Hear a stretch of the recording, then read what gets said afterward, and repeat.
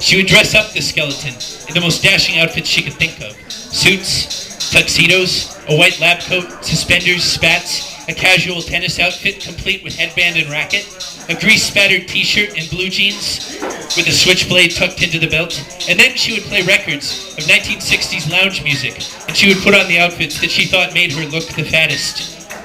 She would hold on to the skeleton's yielding arm and look at them both in the mirror for a long time before she told herself that the record needle was about to scratch, and she broke away to adjust it.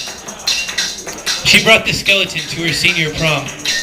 She saved up her wages for a month, and she put down the deposit for the tux and the prom dress. She chose a simple black tux for the skeleton, accented with a yellow cummerbund and yellow pinstripes that set off the greenish plaster very well.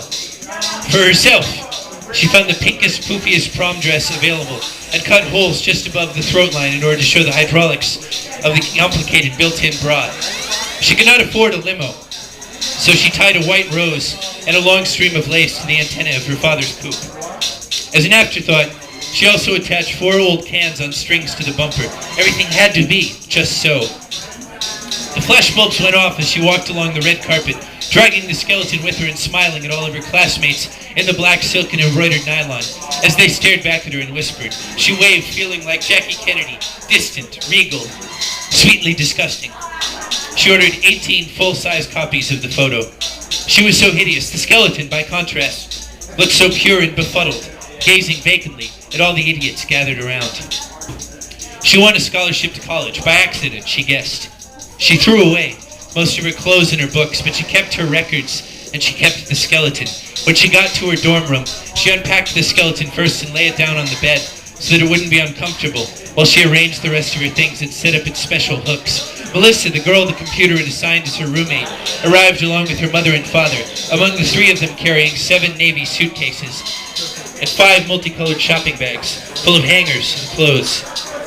The skeleton was still sprawled across the bed, its legs crossed at the ankles, one hand arranged as if it were scratching a niggling itch on its thigh. A copy of Tropic of Cancer lay open across its face as Katie had thought that it might get bored with the tedious decorating and want something to occupy its mind. Melissa stared down at the skeleton, and then back at Katie, who smiled and waved at her, adjusting the record player, and she and her family picked up all of the suitcases and the shopping bags and went to see the dorm administration, so Katie and the skeleton got to be alone for the entire semester. And it was fantastic. And Katie never fucked the skeleton. She masturbated in front of the skeleton, yes.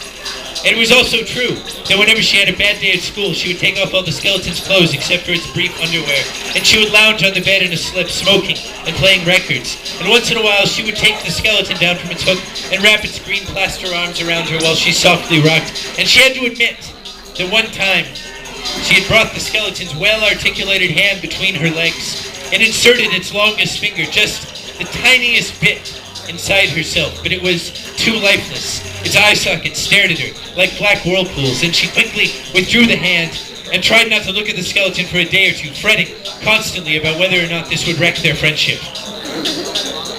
But she never fucked the skeleton. Not once. She told all the people that she met in her English classes this, when she told them about the skeleton, which she always did within the first 5 minutes of the first conversation. She was so insistent on her affirmations that no, never had she, nor would she fuck the skeleton. I mean, how could I? Really? That is so preposterous that I would never even think about it. Really? That there was usually not a second conversation. One day, she came home and she stared at the skeleton for a long time. Then she went up to the dorm lounge, took a card table and 2 folding chairs, and set them up in her room. She began brewing a tall pot of Moroccan mint tea in her tiny porcelain teapot.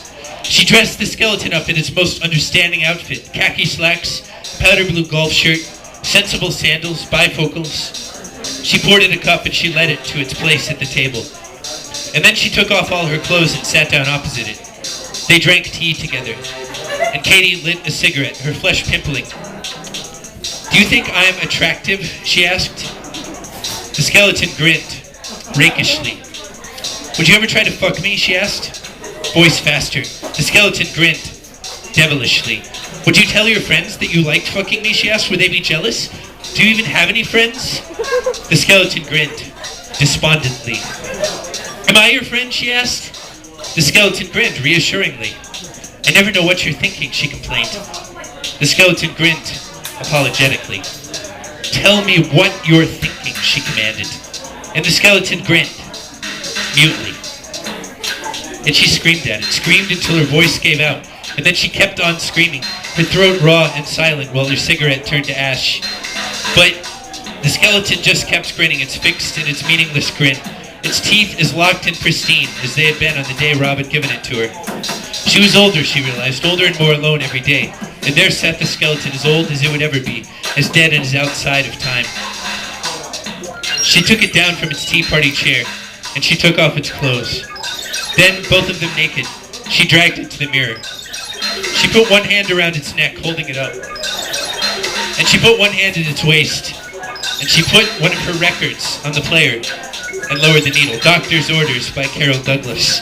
And she sang as she pulled the skeleton around the room with her, its long, gaunt hand with its silver joints pressed into her heavy waist, and its eye sockets looking down into her mop of hair with that come-hither shine. Doctor's orders say there's only one thing for me, Katie sang note as they whirled, sending its legs out in a wide, rattling sweep. Nothing he can do because only you can cure me. She dipped, and its head rolled back on its neck. And it was an awkward dance, but they would have years together to perfect it. Thank you, everybody.